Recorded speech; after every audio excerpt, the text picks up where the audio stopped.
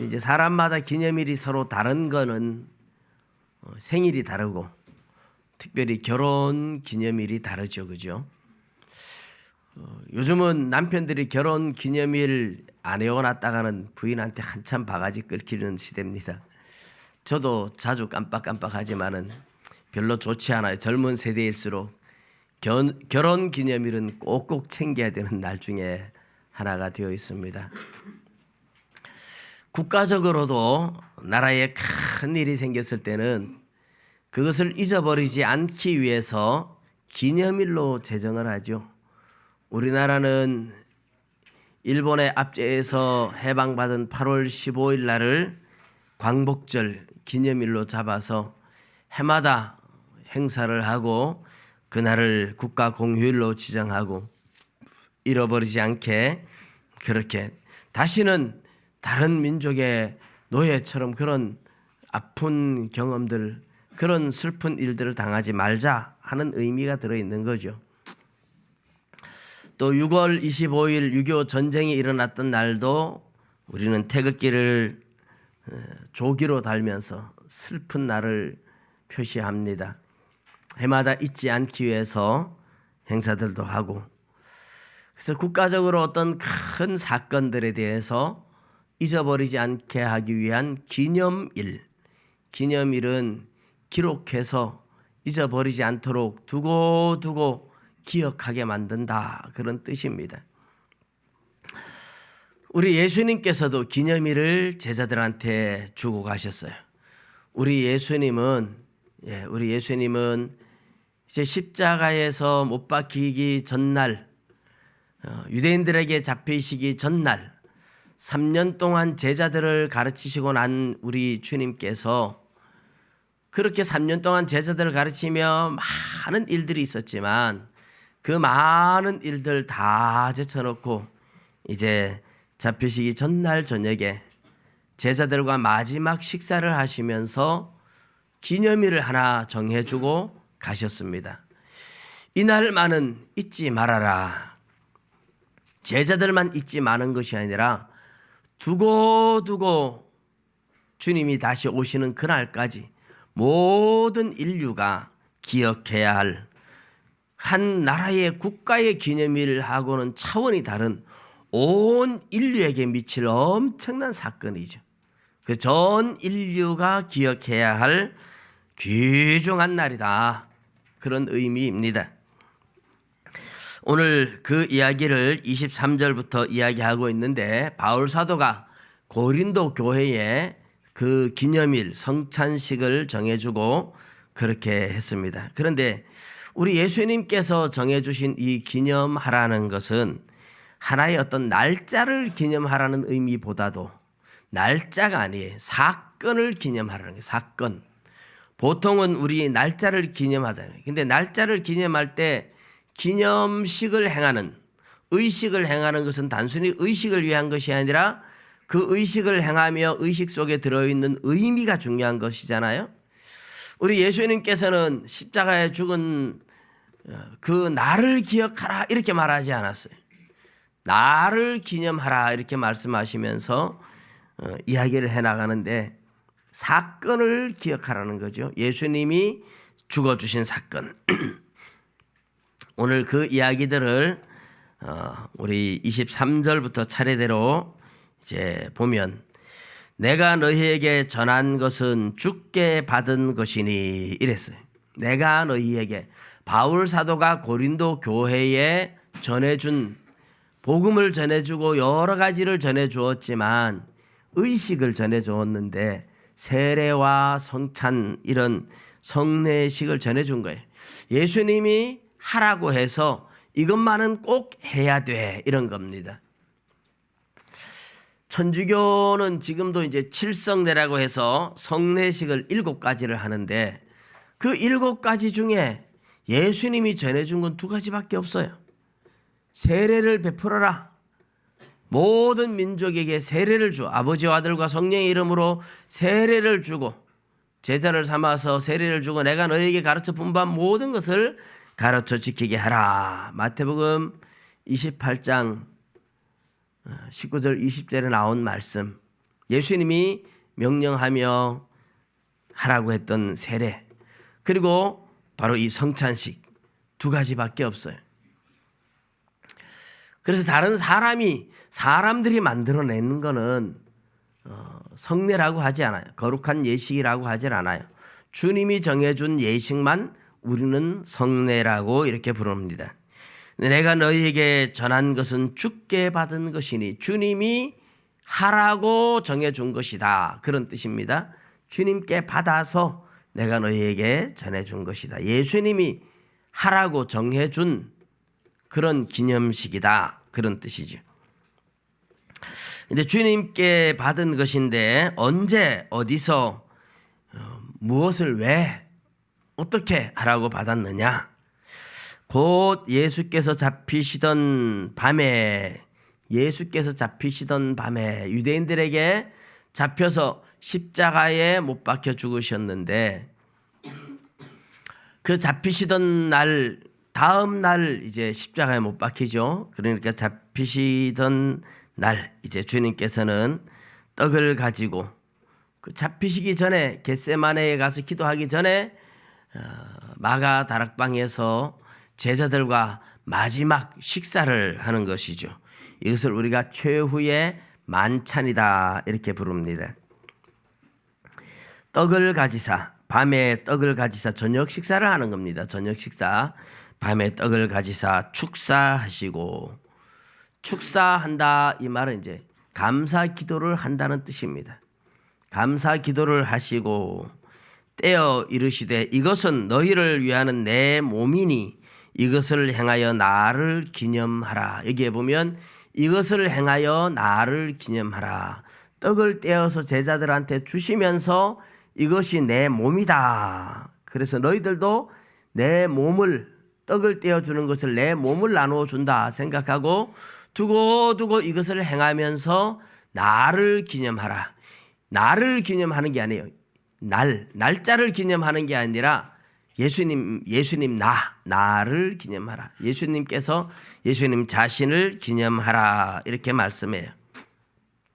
이 기념한다는 것은 길이 잊어버리지 않고 기억하게 만든다는 뜻입니다. 식사 후에 또한 그와 같이 잔을 가지시고 이르시되 이 잔은 내 피로 세운 새 언약이니 이것을 행하여 마실 때마다 나를 기념하라 하셨으니, 떡을 떼면서 잔을 나누면서 두 번 다 예수님께서 내 몸이다 내 피다 하면서 나를 기념하라. 예수님을 기억하라는 거죠. 예수님을 기억하라. 근데 이렇게 바울 사도가 이야기하는데 예수님을 기억하라? 왜 예수님을 기억하라고 하지? 왜 예수님의 살과 피라고 말하지? 그렇게 생각할 수 있는데 26절에 보면 설명을 덧붙여 줍니다. 너희가 이 떡을 먹으며 이 잔을 마실 때마다 주의 죽으심을 그가 오실 때까지 전하는 것이니라 이랬어요. 주님의 죽으심을, 예수님이 십자가의 죽으심을 전하는 것, 그 십자가에 우리를 위하여 십자가에 죽으셨다는 것을 기억하라고, 그걸 전하라고 하는 겁니다. 예수님이 나를 기념하라 할 때 단순히 그냥 예수님을 기억하라 이런 게 아니고, 예수님이 우리를 위하여 십자가에서 피 흘리며 못 박혀 죽어주셨다, 그 사건, 십자가에서 죽으신 사건을 기억하고 이 성찬 예식을 떡을 나누고 잔을 나눌 때마다 예수님의 십자가 사건을 계속 전하라는 겁니다.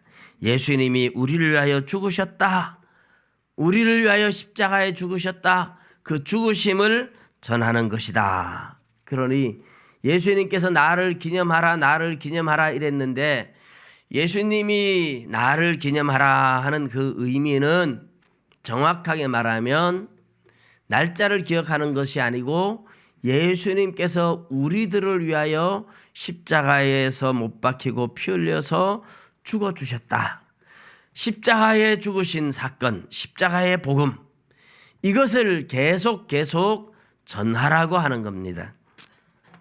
십자가의 사건, 잊어버리지 말아야 할 가장 중요한 사건, 그것을 전하라 하는 것입니다. 사실 요한복음 6장의 오병이어의 기적사건 후에 예수님께서는 유대인들과 논쟁을 하시면서 내가 하늘에서 내려온 산 떡이다. 그래서 내 살을 먹고 내 피를 마시지 않으면 영생이 없다 그랬어요. 내 살과 피를 먹어야 영생이 있다. 그렇게 말씀을 하셨어요. 그때 유대인들이 혼란에 빠졌습니다. 아니 어떻게 자기의 살과 피를 우리에게 준단 말이냐. 말도 안 된다. 많은 사람들이 그 말에 혼란을 겪으면서 예수님을 떠나갔어요. 그런데 예수님께서 하신 말씀은 내가 너에게 하는 말은 영이요 육에 대한 이야기가 아니라고 얘기를 했어요. 영적인 이야기다. 그러니 예수님이 우리를 위하여 십자가에서 못 박혀 죽어주시는 사건, 그 사건이 영적으로 말하면 우리를 위하여 하나님 앞에 드려지는 속죄 제물이고 화목 제물이라는 뜻입니다. 여러분 구약에 제사가 있는데 번제로 드리는 것은 완전히 다 태워 드리는 것이고 속죄제나 속건제는 콩팥과 내장 기름을 다 불태우고 피를 제단 뿔에 바르고 제단 밑에 쏟고 그리고 고기는 제사장이 먹습니다. 제사장이 먹습니다. 그런데 화목 제물은 이 콩팥과 기름과 피를 드리고 난 후에 제사장한테 가슴살과 뒷다리살 하나를 주고 나머지는 제사를 드리는 제사자 백성들을 그 가족들이 함께 모여서 그 고기를 먹었습니다. 그러니까 제사를 드리는데 동참했다 이런 의미가 되는 거예요. 화목제물을 드리면서 제사를 드리고 그 고기를 나누어 먹어요. 이 고기를 나누어 먹는데 제사 제물을 나누어 먹는데 이 먹었다는 말은 우리가 이 제사에 동참했다 이런 뜻이 돼요. 그래서 지금 세상 사람들이 드리는 제사 하나님 앞에 드리는 것이 아니라 귀신한테 드리는 제사도 제사 드리고 나 사람들이 음식을 나누어 먹잖아요. 음식을 나누어 먹는다는 뜻은 우리가 이 제사에 동참했다 이런 뜻이에요. 그래서 귀신한테 제사를 드리면 귀신도 먹고 우리도 먹고 귀신과 우리가 하나가 됐다 이런 의미가 돼서 우리는 제사 음식을 먹지 않는 겁니다. 그런데 하나님 앞에 드리는 제사, 예수님이 하나님의 어린 양이 되어서 예수님으로 제사를 드리는 거예요. 그 제물을 나누어서 먹습니다. 우리가 그러면 예수님과 우리가 하나가 된다. 연합의 의미를 가지고 있는 겁니다. 화목제물. 그래서 제사를 드릴 때에 제사 음식을 구약의 백성들이 같이 나누어 먹었던 것처럼 예수님께서 십자가에 못 박혀 죽으시는 것은 하나님 앞에 드리지는 화목제물이고 그래서 우리가 그 예수님의 살과 피를 나누어 먹음으로 그 제사에 동참한다 이런 의미가 돼요. 그래서 내 살과 내 피를 먹어라 예수님 그렇게 말씀하시는 겁니다. 그런데 예수님의 살과 피를 진짜 살과 피를 먹는다는 것보다 떡과 포도주를 나누어 마시면서 예수님의 살이라고 생각하고 예수님의 피라고 생각하고 먹고 마시는 겁니다. 그래서 이것이 영적인 의미이고 상징적인 의미죠. 이 성찬식 때문에 종교개혁 때에 혼란이 많았고 천주교와 우리 기독교가 극렬하게 갈라진 원인이 되기도 합니다. 더 중요한 것은 떡과 포도주 그 자체의 효력과 능력이 있는 게 아니에요. 예수님 자신을 말씀이라고 해요. 예수님이 태초에 말씀이 계시니라. 요한복음 1장이 그렇게 말하죠. 엔 아르케 엔 홀로고스 카이 홀로고스 엔 프로스톤 데온 태초에 말씀이 계시니라. 그 말씀이 하나님과 함께 계셨고 그 말씀은 곧 하나님이시니라. 예수님이 말씀이에요. 그래서 저와 여러분이 이 말씀을 먹고 마시는 것이 성경을 읽고 듣고 하는 것이 예수님의 살과 피를 먹는 것과 또 같아요. 우리가 성찬 예식을 행함으로써 예수님이 우리를 위하여 십자가에서 피 흘리고 살찢어서 죽어주셨다 하는 것을 늘 기억하는 것이지만, 실제로는 하나님의 말씀을 우리가 나누어 먹을 때 이 말씀의 능력이 있고 이 말씀이 생명이고, 예수님의 살과 피를 먹으면 영생을 얻는다는 것처럼 말씀이 우리 안에 생명의 씨앗이 되는 줄로 믿습니다. 며칠 전에 유튜브에 이정훈 교수의 동영상을 제가 봤어요. 뭐 시간이 없어서 사실 말로만 많이 들었지 자세히 본 적은 없는데, 정말 오랜만에 저희 집사람이 보길래 저도 한번 봤습니다. 종교자유연구소라고 말하는 종자연에 가입해서 우리 기독교를 한 방에 날려서 없애버리는 방법을 찾는다고 열심히 찾던 사람이죠. 이정훈 교수는 내가 매일 기쁘게 프로그램인가 나와서 간증을 이렇게 하는데, 어릴 때 아버지의 사랑을 받지 못해서 마음속에 분노를 많이 가지고 살았대요. 그래서 아버지들이 자식을 많이 사랑해 줘야 된다고 하면서, 안 그럼 나처럼 삐뚤어진다고 이러면서. 그런데 이분이 중이 됐어요. 젊은 날 중이 됐다가 어쨌든 계속 중으로 안 있고 나와서 이제 세속에 들어와서 결혼도 하고, 근데 울산대학교 법대 교수인가 그렇죠. 근데 이분이 종자연에 있으면서 기독교를 없애기 위해서, 근데 이제 성경을 많이 봤어요. 그리고 CTS 방송에 설교를 많이 들었어요. 근데 기독교를 없애려니까 기독교를 알아야 되겠다라는 거죠. 지피지기면 백전백승이라고, 적을 이기기 위해서 적을 알아야 된다, 이 생각을 하고 성경을 많이 봤답니다. 특별히 로마서를 많이 읽었대요. 로마서를 많이 읽고 CTS 방송을 많이 들었답니다. 근데 이제 설교를, 목사님들 설교하는 걸 들으면서 즐기고 비판하고 그리고 꼬투리 잡고. 그런데 어느 날 한기채 목사님이라는 분이 설교를 하는데 죄에 대해서 설교를 하더래요. 죄에 대해서 설교를 하는데 설교를 딱 듣다가 갑자기 그 자리에서 얼어붙은 거예요. 전에 몸이 굳었다 이런 식으로 얘기를 들었는데, 어제 간증을 하면서 하는 말이 혀가 굳었다 이렇게 말은 제가 했지만은 실제로 굳었다기보다는 언어를 잊어버렸다고 표현하는 게 더 정확한 표현 같습니다, 이렇게 말해.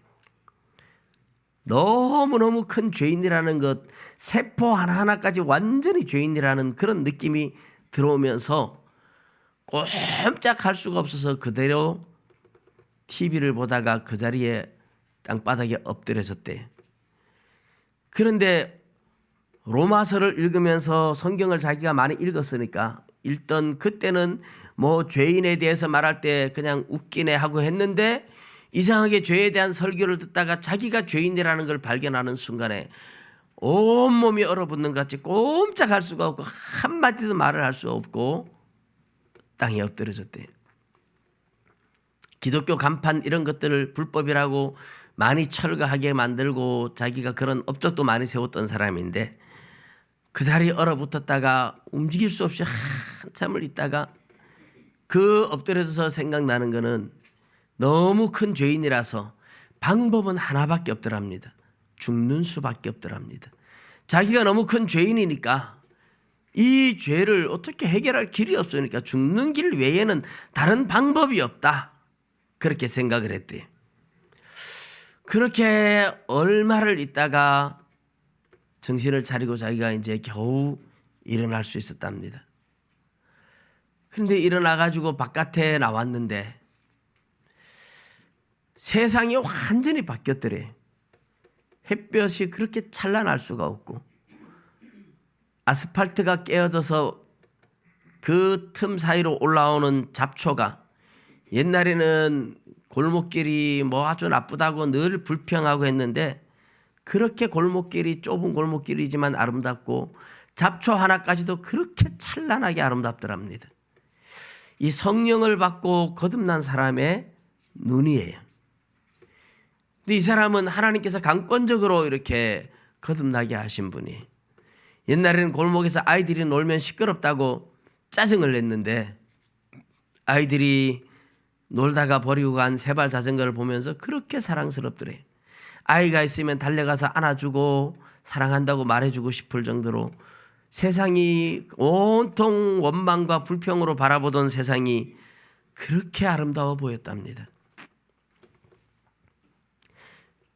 나중에 자기 부인도 하나님 앞에 돌아오는데 부인이 돌아오는 이유를 하나님의 살아계심을 당신이 변화되는 걸 보니 하나님이 있긴 있는 모양이다.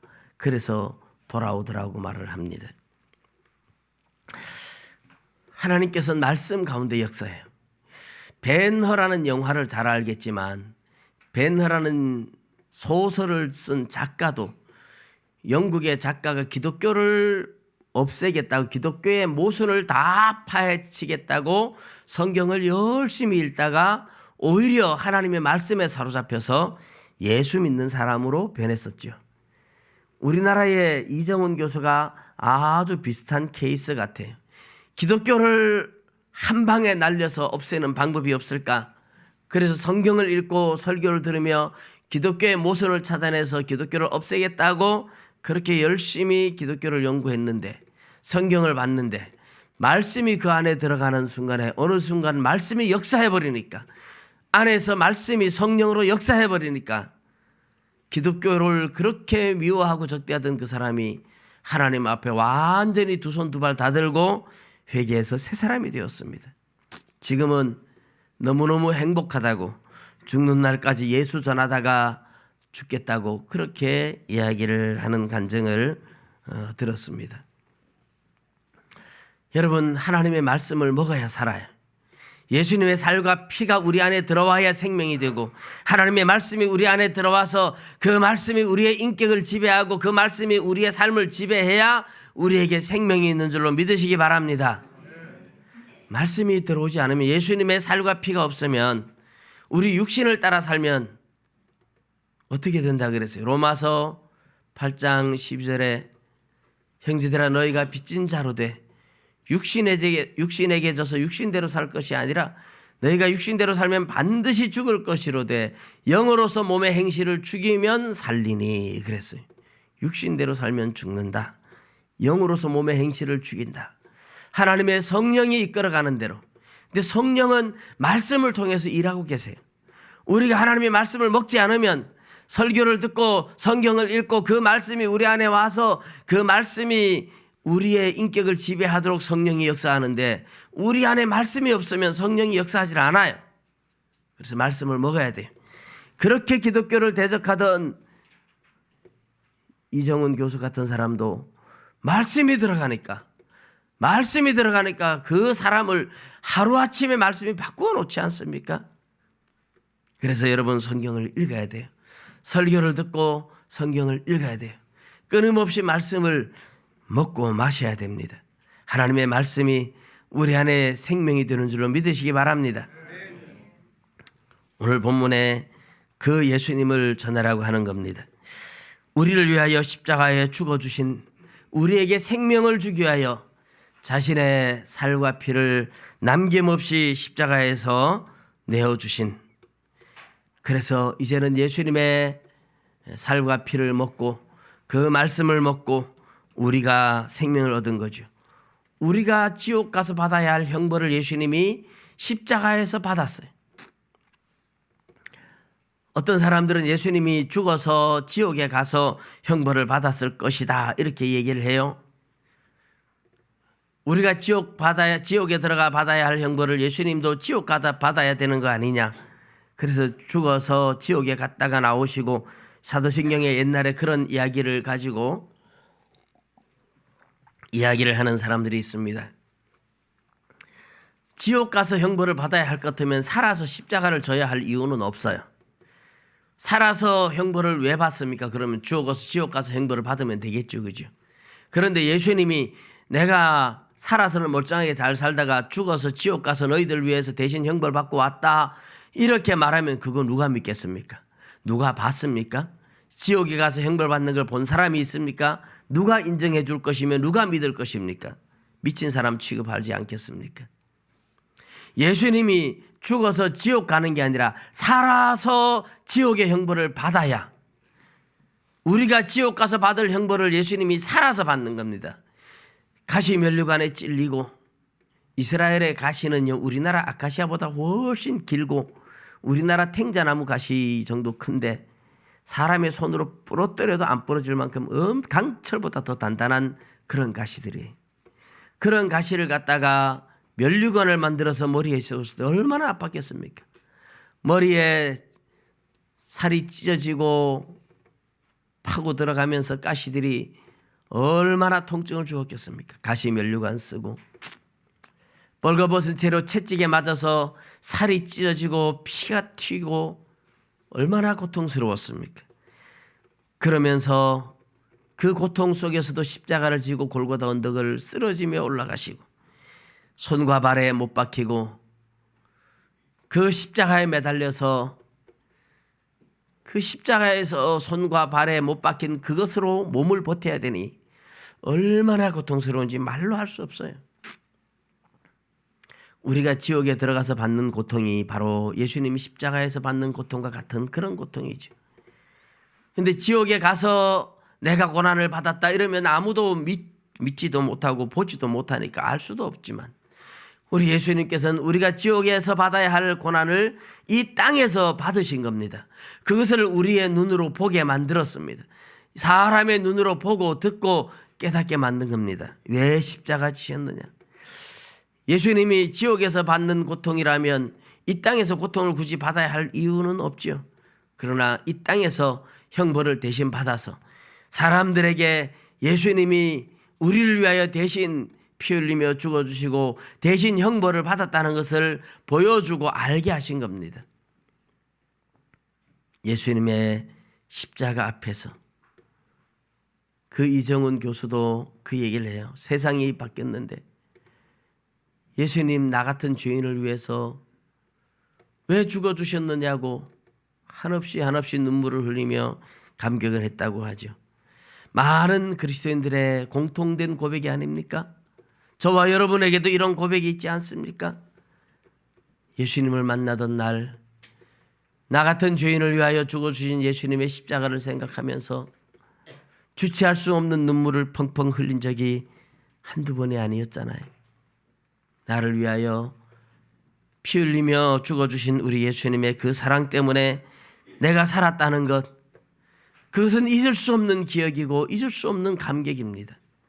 그런데 이것을 우리만 아는 것이 아니라 우리 후손 대대로 계속 예수님의 십자가 사랑을, 예수님의 십자가 복음을 전하라고 하는 겁니다. 그것을 전하라고 성찬 예식을 예수님이 정해 주신 거예요. 내가 너희를 위하여 대신 십자가 지고 살을 찢고 피를 흘려 죽어 주었단다. 그래서 너희들이 살과 피를 먹고 마시면서 내가 너희를 위하여 죽은 것을 기억해라. 그것이 주님이 제자들한테 전해주신 예식이었다고 이야기합니다. 성찬식에 참여하는 모든 사람들은 오늘 본문에 나오는 것처럼 누구든지 주의 떡이나 잔을 합당하지 않게 먹고 마시는 자는 주의 몸과 피를 대하여 죄를 짓는 것이니라. 나를 위하여 죽어주신 예수님의 살과 피를 먹는데 우리는 더 이상 죄악 가운데 살면 안 되잖아요. 회개하고 감사하고 그렇게 주님의 살과 피를 먹고 마시며 동참해야 되는데, 회개하지도 않고 죄악을 행하면서 먹고 마신다는 것은 주님의 희생을 조롱하고 있는 거예요. 예수님이 나를 위하여 이렇게 피 흘리며 죽어주셨는데 주님 앞에 고맙고 감사해서 주님 앞에 나와서 성찬식에 동참하면서 다시는 이제는 내가 죄를 짓지 말아야지, 나 때문에 주님이 이렇게 피 흘리며 죽어주셨는데 고마워서 미안해서 하나님 말씀대로 살고자 몸부림치는 삶이 되어야 되는데, 죄를 가볍게 여기고 죄를 우습게 여기고 계속 죄를 지으면서 먹고 마신다면 예수님 나를 위하여 십자가 진 것을 전혀 고맙게 생각하지도 않는다는 뜻이죠. 예수님 실컷 고난 당하세요. 나는 계속 죄를 지을 겁니다.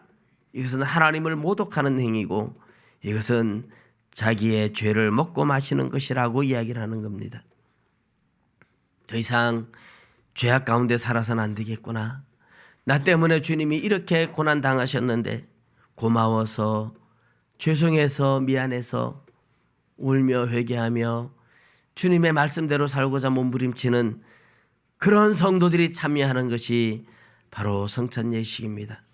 저 여러분 모두가 오늘 같은 마음으로 이 성찬 예식에 참여할 수 있기를 주님의 이름으로 축복합니다. 기도드리겠습니다.